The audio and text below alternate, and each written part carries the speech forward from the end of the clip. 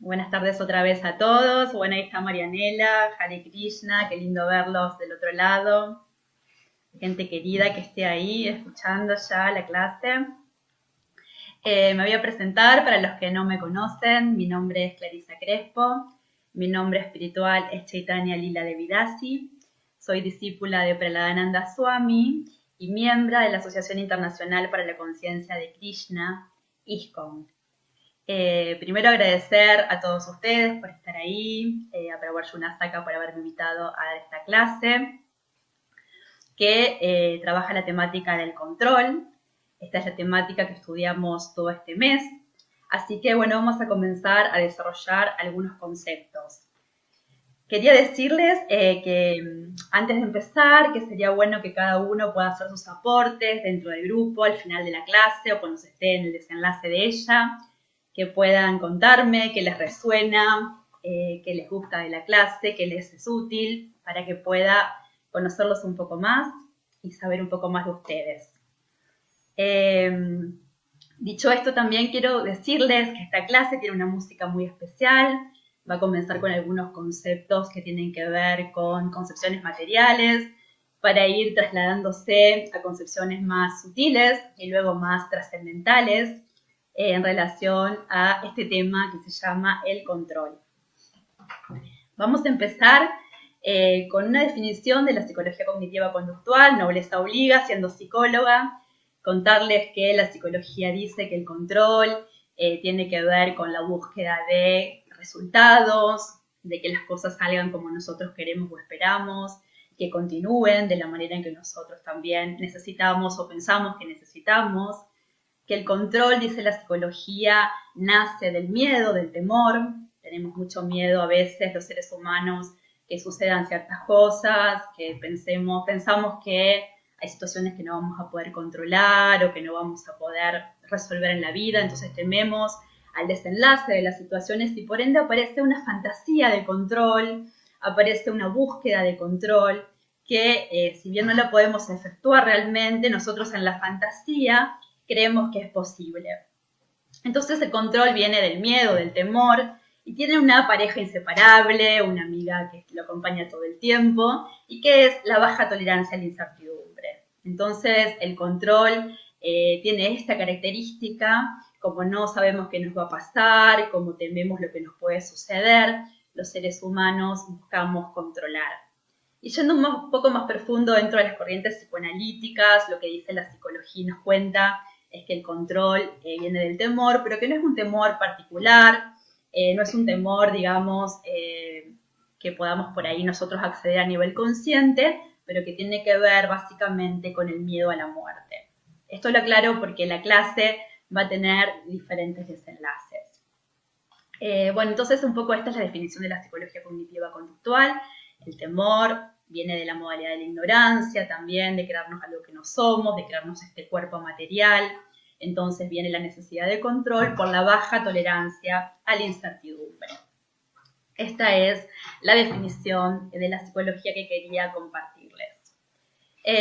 Ahora vamos a ir a otras concepciones también materiales, un poco más sutiles quizás. Me gustaría que por ahí si después tienen alguna pregunta puedan hacerla al final de la clase, pues es un tema muy interesante, pero solamente es un pasaje, como les decía, por estas concepciones para adentrarnos en temas más profundos y trascendentales. Entonces, una de las cuestiones que Prabhu Arjuna habló en sus clases anteriores es que los seres humanos tenemos un espacio de mínimo control, y quiero empezar por acá porque justamente la profundidad en la clase después va a permitir avanzar, pero quiero empezar como de un modo más liviano, más suavemente, adentrarnos en conceptos importantes. Entonces quiero contarles lo que dice la Ayurveda en relación al control que tenemos los seres humanos o que podemos realizar, estos pequeños espacios que nos permiten acceder y administrar, por ejemplo, los 5 elementos que están en el cuerpo y la mente. El Ayurveda nos cuenta que estamos constituidos por los elementos del aire, el éter, el fuego, el agua y la tierra. Estos elementos, insisto, están en el cuerpo y la mente, en que entonces hay un axioma que es la Ayurveda, que lo semejante aumenta lo semejante, lo opuesto lo disminuye, Y el tratamiento básicamente ayurvédico consiste en contrarrestar por medio de un elemento o ciertos atributos aquel elemento que se desconfiguró, que se desarmonizó dentro de nosotros. Entonces pensé en darles ejemplos prácticos para que la clase sea útil desde un inicio.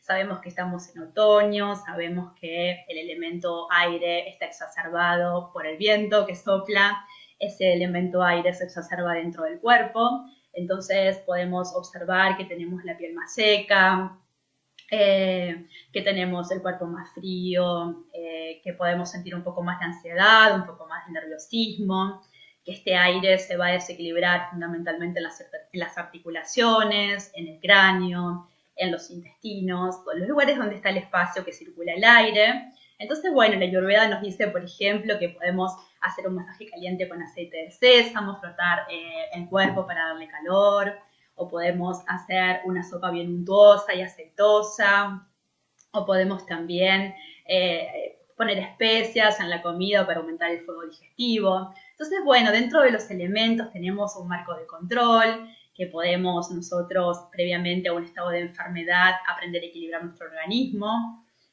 También en la Ayurveda se va un poco más sutilmente, nos cuenta que en la mente y en realidad en toda la materia lo atraviesan las modalidades de la naturaleza material, lo que se llaman las gunas. Entonces acá tenemos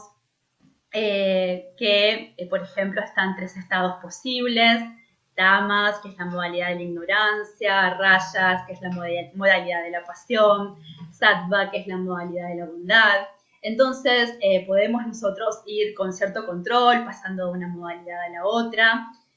Podemos, de un modo práctico, saber, por ejemplo, que cuando estamos en una modalidad de la ignorancia, es decir, una modalidad de aplastamiento, de inercia, de confusión, de cansancio, de desorientación, de apatía, de desgano, de depresión, que es la modalidad de tamas, entonces sabemos que la Ayurveda dice que tenemos que pasar de ahí a una modalidad de la pasión. Y bueno, entonces la modalidad de la pasión tiene que ver con actuar, con la acción. Entonces podemos, por ejemplo, bailar una canción bien movida, podemos salir a correr, caminar rápido, y de esa forma pasar a una modalidad más activa, poniendo la mente en mayor estimulación. También sabemos que no tenemos que quedarnos ahí, que es una modalidad que, si bien es mejor que la modalidad de tamas, es una modalidad también que nos desconcentra, que nos llena de deseos desenfrenados, de muchas pulsiones. Entonces, bueno, sabemos que para salir de esa modalidad de tanta acción, de tanta actividad, de tanta hiperactividad, podemos pasar a una modalidad más sádvica, más bondadosa. Bueno, acá podemos trabajar con ejercicios de concentración, de relajación mental, de relajación corporal, hacer yoga, buscar calmar la mente, enfocarnos más. Y de esa forma entonces tenemos como este pequeño control, este pequeño movimiento entre una modalidad y la otra, para poder justamente armonizarnos, sentirnos mejor.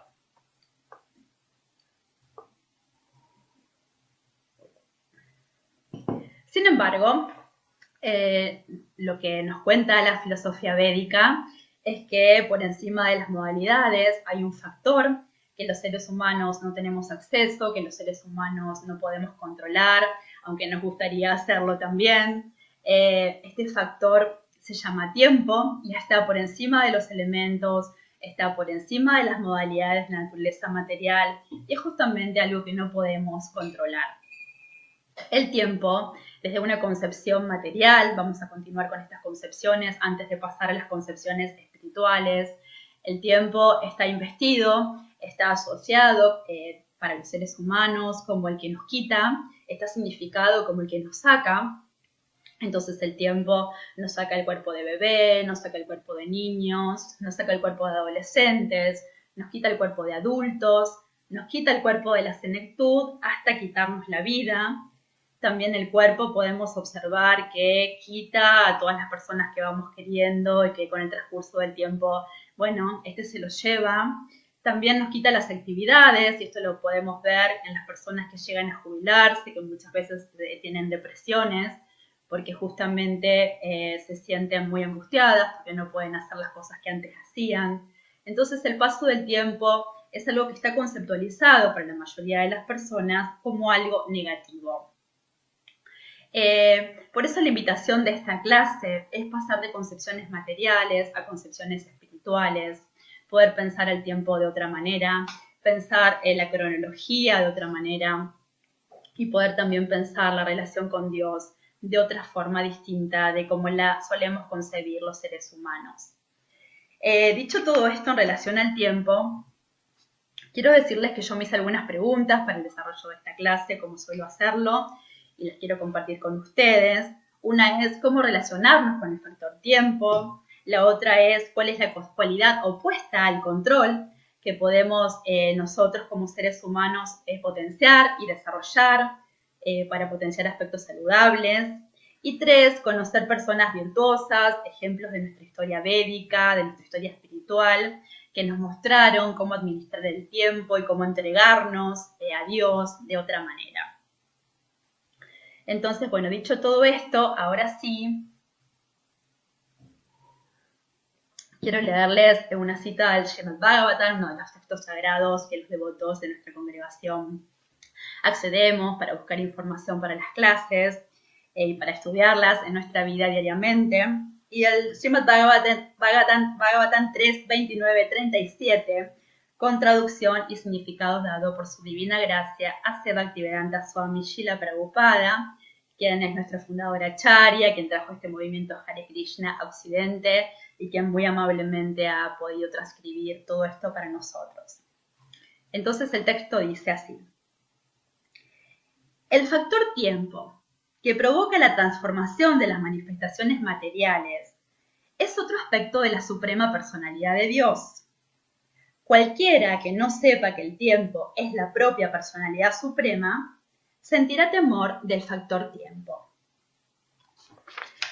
Dentro del significado yo quiero hacer hincapié en algunos puntos que dice Srila Prabhupada, porque ya estuvimos hablando en toda esta antesala a tratar el tema del tiempo.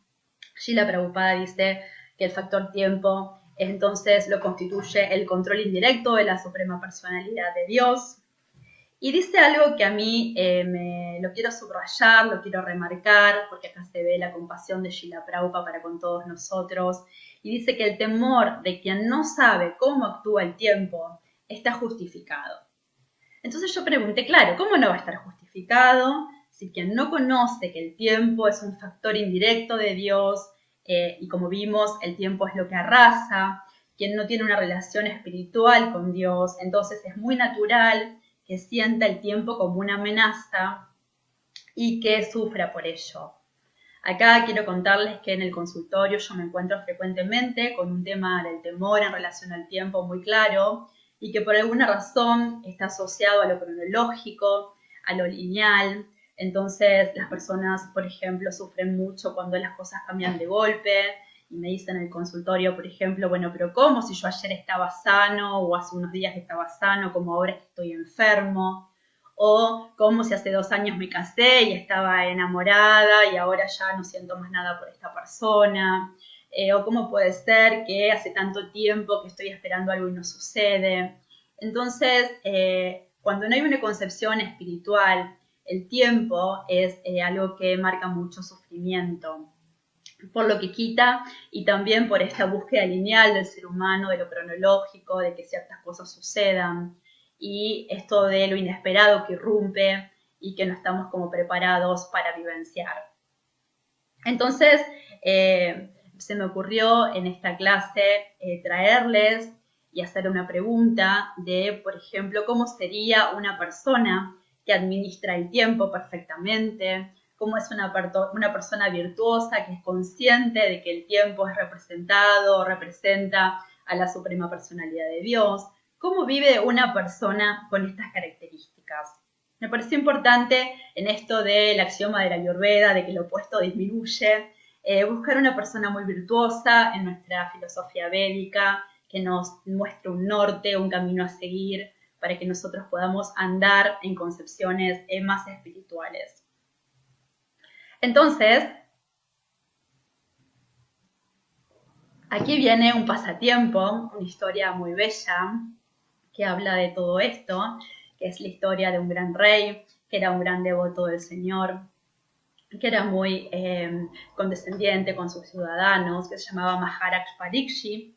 Está descrito en el Srimad Bhagavatam, en este texto que antes les comenté.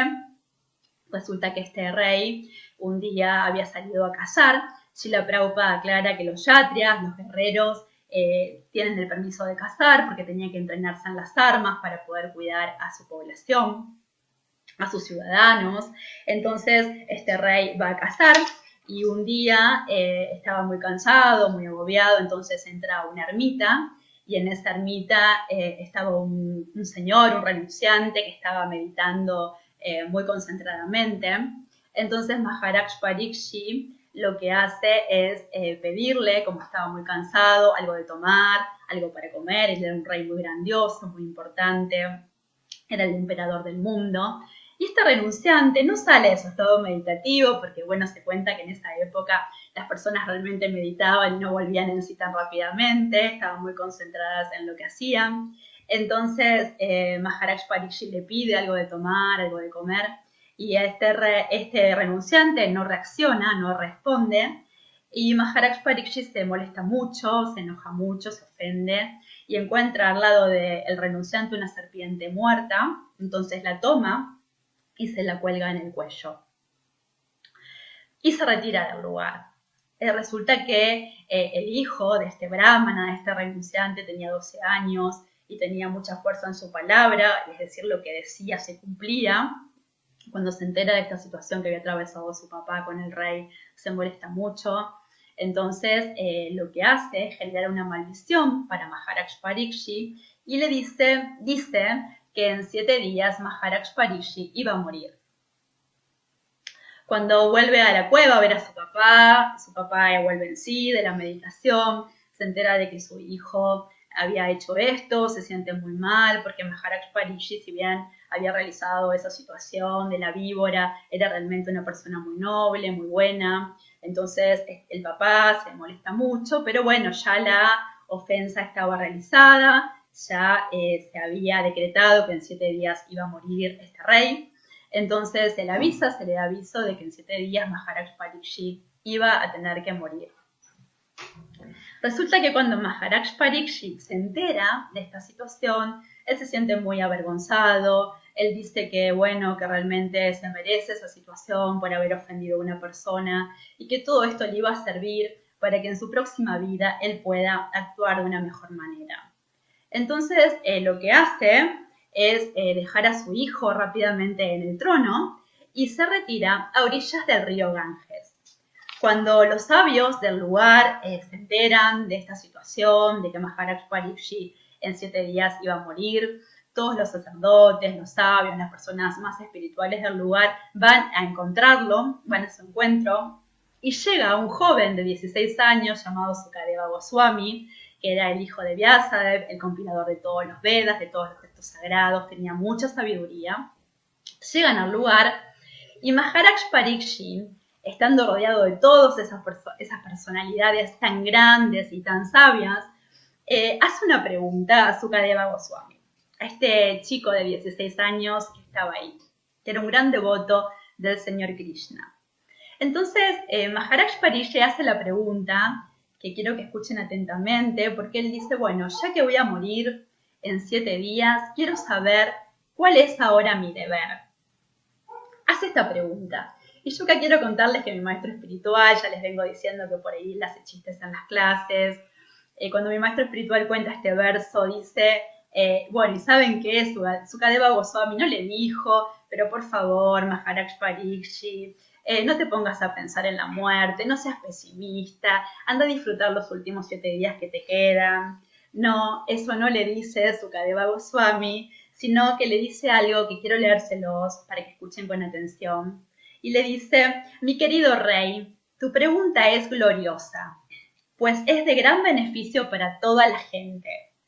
La respuesta a esa pregunta constituye la materia principal que debe oírse y tiene la aprobación de todos los trascendentalistas.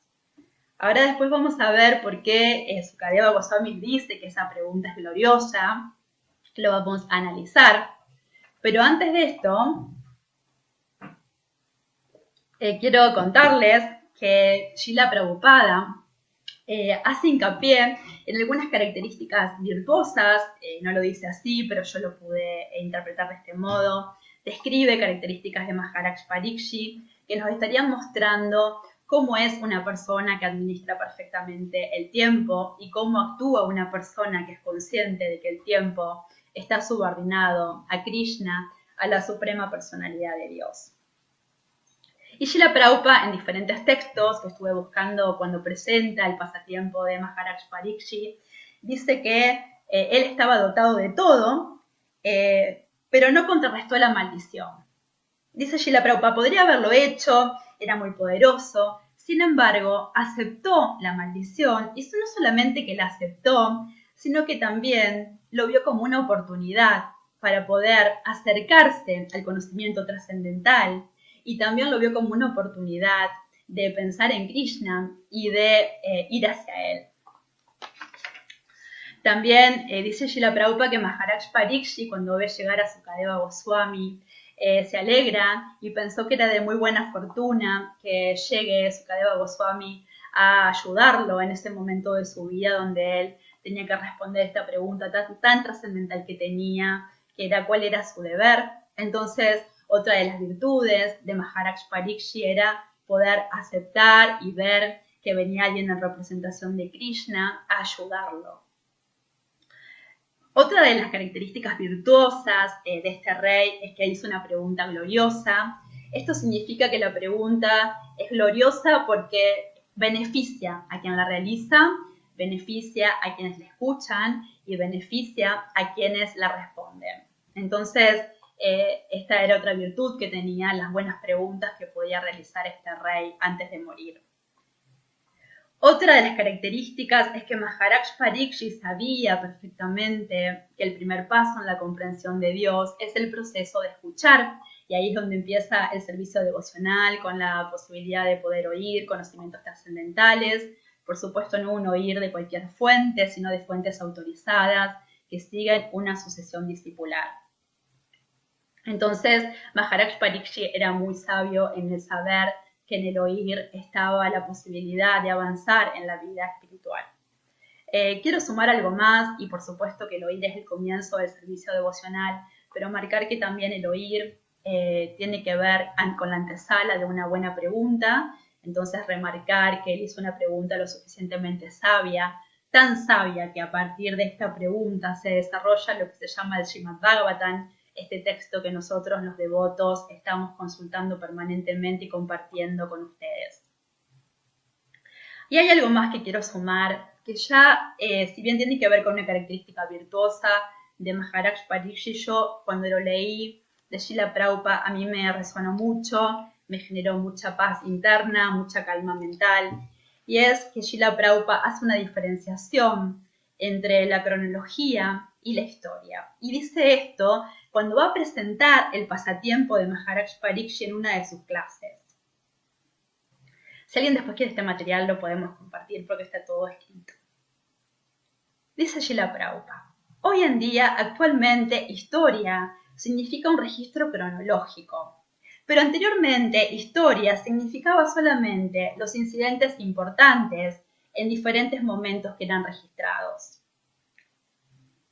En los textos sagrados no encontramos incidentes cronológicos uno después del otro, sino los más importantes, especialmente aquellos relacionados con la realización de Dios. Estos son los que están registrados. Este punto es muy importante, asociado a todo el inicio de la clase, y es que Srila Prabhupada nos invita a tener otra concepción diferente de la cronología, a pensar el tiempo como significativo si está asociado a la vida espiritual, y que ya entonces no importa tanto la cantidad de años que podamos vivir, no importa tanto la cantidad de años que podamos estar con una persona, sino que lo importante es la significación y la trascendencia en la vida espiritual. De hecho, Maharaj Parikshit, yo no se los dije, pero en este momento cuando él se va del palacio, en esos 7 días que le quedan, tenía solamente 30 años, entonces él nos muestra con su corta vida cronológica y diríamos su última semana, lo significativo que pudo hacer y cómo pudo, administrando bien el tiempo, hacer una vida sumamente trascendental, a tal punto que hoy todos lo estamos escuchando sobre su nombre. Entonces, digo, es importante para las personas que están sufriendo por lo cronológico, que puedan pensar más allá de eso y que realmente puedan empezar a entender y comprender que lo importante es la vida espiritual y eso es lo más valioso que podemos llevarnos y lo que determina el sentido de la existencia en esta vida. Bueno, esta es un poco entonces la primera parte, la parte como más sutil de la clase, por decirlo, estamos trabajando sobre el tiempo, sobre alguien que lo pudo administrar perfectamente como Maharaj Parikshit y nos dejó una gran enseñanza. Sin embargo, me hago una pregunta un poco más allá de esto, porque si vemos los textos sagrados, sabemos que como empezamos la clase, tenemos los elementos, por encima de los elementos tenemos las gunas, por encima de las gunas tenemos el tiempo, y por encima del tiempo tenemos quien lo controla y dirige y es la suprema personalidad de Dios. Entonces yo me hago una pregunta que quiero compartírselas a ustedes, y es que ¿qué sucede cuando una persona se entrega a Krishna? Cuando luego de oír comienza este proceso devocional que les hablaba anteriormente y que luego de ello se llega a ser un devoto puro. O sea, ¿qué sucede cuando alguien se entrega completamente a Krishna? Este es el punto más trascendental de la clase. Ahora cambiamos el dial a una música mucho más trascendente y espiritual. Y en la semana pasada tuve la bendición de estar en un retiro que organizaron unos devotos, donde estuvo un maestro espiritual de nuestra congregación, Mahatma Prabhu, un maestro espiritual muy lindo que habla de temáticas muy concretas para los seres humanos para ayudarnos. Y dijo algo que yo tomé nota y que le quiero compartir a ustedes porque a mí me resonó mucho y muy profundamente. Y él dijo que cuando hay mucha fe, cuando hay entrega a Dios, a Krishna de modo completo, se invierten los resultados de la energía material. Esto es lo que dijo Mahatma Prabhu en la clase, que yo tomé nota y dije, esto es lo que me faltaba para comprender y entender lo que quería manifestar en relación a la clase. Y dijo que Krishna nos va a proteger en relación a nuestra fe y que esta fe se incrementa cuando uno avanza en el proceso devocional. Entonces, así como pude contarles un pasatiempo en relación al tiempo y a la administración del tiempo, me gustaría contarles otro pasatiempo en relación a esto, en relación a cuando se invierten los resultados de la energía material. Y este ya es un pasatiempo de Krishna cuando era un niñito. Aquí les traje para que vean la imagen de Krishna niñito con su mamá Yasoda. Y si ven, hay una cuerda ahí. Es el pasatiempo de Damodar, la cuerda agarrada al ombligo de Krishna. Y este pasatiempo nos cuenta que Krishna era un niñito muy travieso por momentos y que le gustaba agarrar la mantequilla de su mamá, de donde estaba guardada, y que se la repartía a sus amiguitos y a los monos con los que jugaba. Y que cuando Madre Yasoda, que era su mamá adoptiva, se dio cuenta de su situación de modo trascendental y amoroso, quiso corregirlo a Krishna. Entonces lo empieza a correr con una soga, porque en ese momento se acostumbraba a hacer eso en las casas de la India. Entonces Krishna primero no se dejaba agarrar, no se dejaba controlar, hasta que en un momento baja la cabecita, llora teniendo mucho temor, sintiendo mucho temor, y se deja atrapar, controlar por su mamá con la soga que se la agarra de su cintura. Entonces, este es un pasatiempo que ahora vamos a desarrollar. Es muy impactante porque justamente acá se invierte todo lo que es la naturaleza material. Dios, que es el controlador supremo, se deja controlar por el amor de su mamá y de esta manera se trascienden los elementos, las modalidades, el tiempo y Krishna queda subordinado a su mamá. Y saben que a mí me gusta mucho leer la Reina Kunti. La Reina Kunti es un libro de enseñanzas de una devota excelsa, de una devota inteligente. Era la tía de Krishna. Y en ese libro de las enseñanzas de la Reina Kunti hay una parte donde ella directamente cuando le da oraciones a él, cuando le habla a él antes de despedirlo, antes de que se vaya de Hastinapura, hay uno de sus relatos en que ella le habla a Krishna de este pasatiempo y Srila Prabhupada comenta algo muy interesante que quiero compartirlo con todos ustedes. Ella, la reina Kunti, la tía de Kunti, le dice a Krishna: mi querido Krishna, Yasoda tomó una cuerda para atarte cuando cometiste una ofensa, y tus perturbados ojos se inundaron de lágrimas, las cuales lavaron el cosmético de ellos. Y tú estabas asustado, aunque el temor personificado te tiene miedo a ti. Ver esto me resulta desconcertante. Entonces yo pensaba en esta palabra que si a Reina Kunti le parece desconcertante, ¿qué decir para nosotros? Porque realmente acá no hay argumento lógico que pueda deducirse y realmente es muy desconcertante. Entonces, este pasatiempo nos invita a otra concepción, a otro paradigma. Ya vimos otro paradigma del tiempo, ahora tenemos otro paradigma en la relación con Dios, un Dios que no está allá lejos y entonces, sino un Dios que está muy cerca de nosotros y que por entrega y por amor puede dejarse controlar. Y me gustó mucho todo lo que dice Srila Prabhupada en relación al análisis de esta conversación de Reina Kunti, que está en las maravillosas actividades del Señor Krishna. Yo voy a resaltar solamente unas pocas líneas, porque la verdad que es un pasatiempo muy evolucionado para lo que yo puedo transmitir y comprender con la inteligencia que tengo en este momento. Entonces les comparto aquello que Srila Prabhupada dice y que me pareció práctico y simple para que todos podamos comprender. Dice Srila Prabhupada: no debemos pensar que el privilegio que se le ha dado a Madre Yasoda no está a nuestra disposición. Todo el mundo puede tener un privilegio similar. Si alguien ama a Krishna como hijo suyo, entonces tendrá ese privilegio, porque la madre siente por el hijo el máximo amor.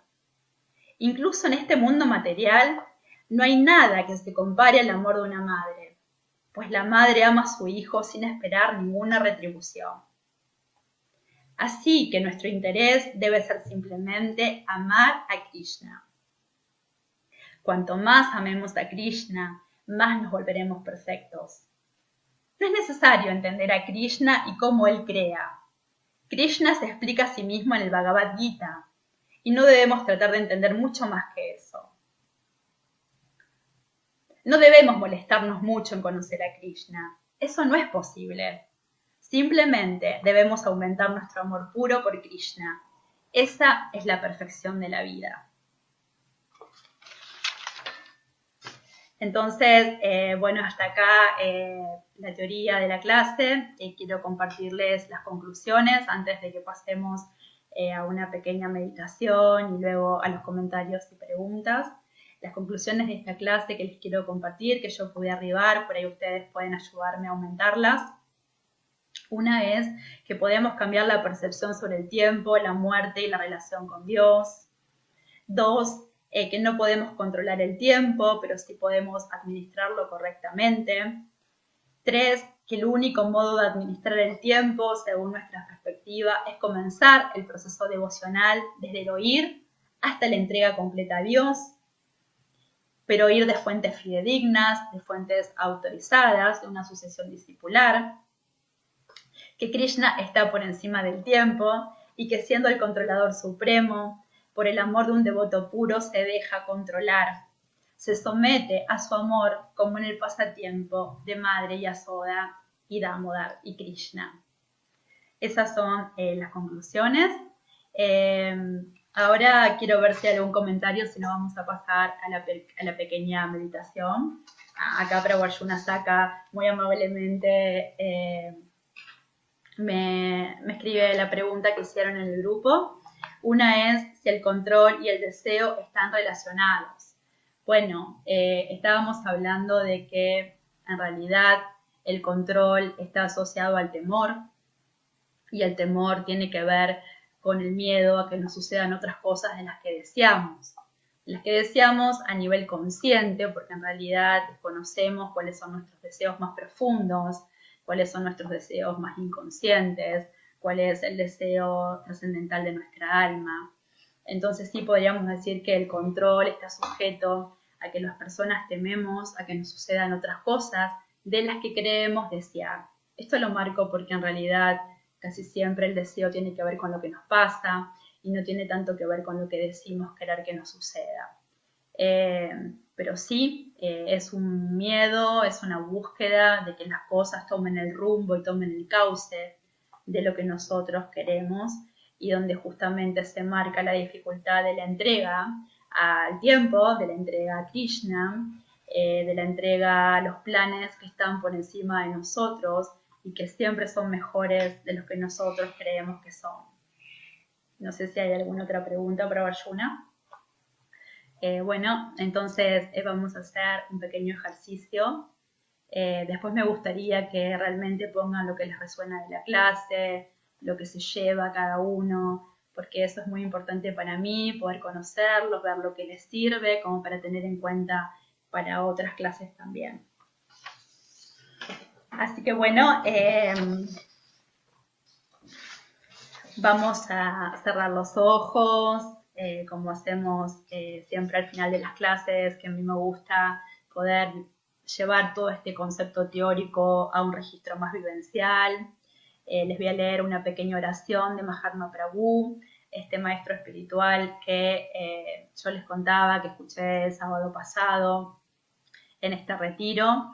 Así que les voy a pedir que se sienten lo más erguidos posibles con la columna, que lleven los glúteos hacia atrás, que apoyen los isquiones, esos huesitos que están debajo de los glúteos, que estiren la columna. Podemos dibujar un círculo con los hombros hacia atrás, abrir el pecho, llevar la coronilla hacia el cielo, el mentón paralelo al piso. Pueden mejor cerrar los ojos y no mantenerlos abiertos, pero concentrados en algún punto, como puede ser la nariz, el entrecejo, para que escuchen esta pequeña oración. También pueden hacer unas respiraciones bajas y profundas, exhalando el aire, este elemento que está exacerbado en este momento en los cuerpos, así que pueden aprovechar, este es el momento de quitar el aire, de exhalar, de soltar. Pueden hacer 2 o 3 respiraciones. Y escuchen. El mayor refugio es Krishna. Tomar refugio significa que me siento incapaz de hacer las cosas solo. ¿Quién puede protegerme más que Krishna? ¿Quién puede hacerme más feliz? Krishna es el que hace que las cosas sucedan. Cuando pienso así, me vuelvo humilde. Debo pensar que no puedo hacer nada al menos que Krishna me ayude. Y si a veces no podemos hacer nada, entonces uno puede levantar sus 2 manos y pedir ayuda a Krishna. Krishna, dame esa fe de poder aceptar la forma en que tú decidas protegerme. Esto lo voy a leer de nuevo porque es muy bello. Krishna, dame esa fe de poder aceptar la forma en que tú decidas protegerme.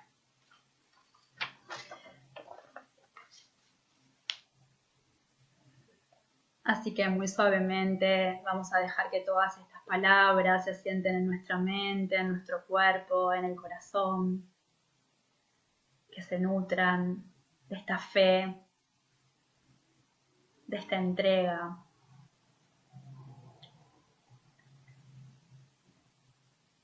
Para muy suavemente abrir los ojos.